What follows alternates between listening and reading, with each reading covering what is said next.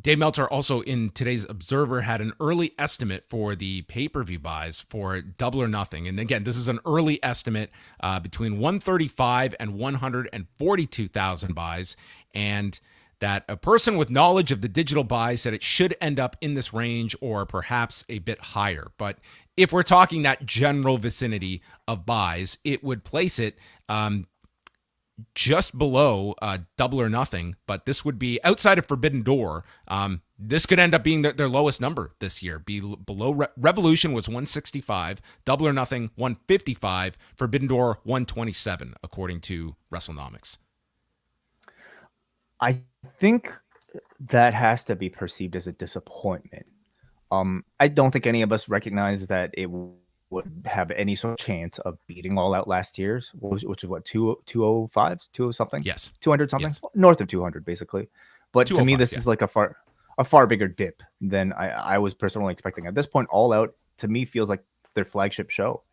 And with the main event of CM Punk versus Jon Moxley, I don't think I would have expected it to be that number.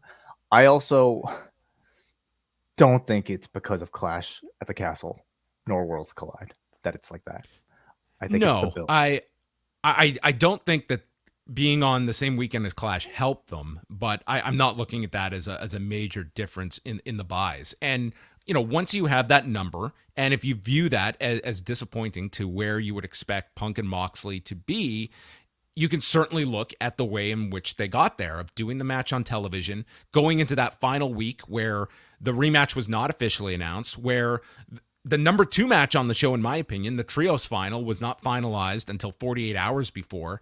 And you didn't really get to flesh out that story with Paige and the Elite because they were still active on their side of the brackets on top of it.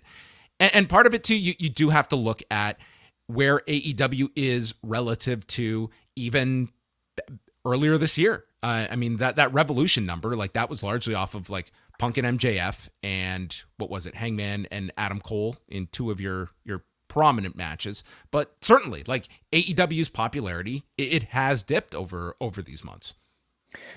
Yes, and what is the reason for that? Can you look towards maybe like a weakened roster for the many months leading up to All Out? Or is it that the competition is stronger? Or is it that the storylines haven't been as strong as they were maybe for ahead of Revolution or Double or Nothing? I didn't have too much of an issue with like the programs that they had in place going into All Out. I was higher on like the television match with Moxley and Punk, but that's certainly that, it to me, what was a risk that when they first announced Punk and Moxley, I was definitely expecting it to be above Double or Nothing, maybe closer to Revolution range, above that. So below where I saw it going. And again, these are not the finalized numbers. It might tick up a bit. I definitely believe that WWE catching this momentum, I do believe that it has taken some of that audience away. And that's where I do look at Clash at the Castle, for instance, of someone that is getting back into WWE, is not so much looking at it as an economic decision, but a time one. Like, I'm going to spend 3 to 4 hours watching wrestling this weekend. I'm not watching both shows, and I'm really into WWE. So I'm going to watch on Saturday, and I'm not going to buy this $50 pay-per-view that a couple of months ago, it would have been the opposite decision I'm making. Now, if that were the case, like, I would hardly call that like a Jim Crockett sort of situation. Like, that's more because your show has not been as strong. Like, at that point, wouldn't you say? Yeah. I mean, again, I'm not looking at the other shows running that weekend as a reason for All Out being down. Like, you look at like Moxley and Punk, they were certainly hampered by the whole summer not having Punk around and a lot of injuries. So that affects your build somewhat. But there's also a popularity dip. Like, there's certainly a large momentum shift towards WWE this summer. Yeah.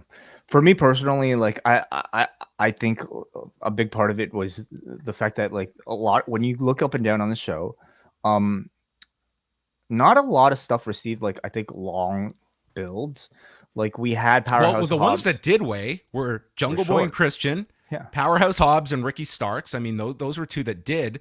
One that kind of just came out of nowhere was this acclaimed match with Swerve and Mm-hmm. Our Glory that ended up being, for many people, the high point of the entire show. So, and that was one that, it had some build, but it wasn't, in the case of the other two that had been built up all summer for. Yeah.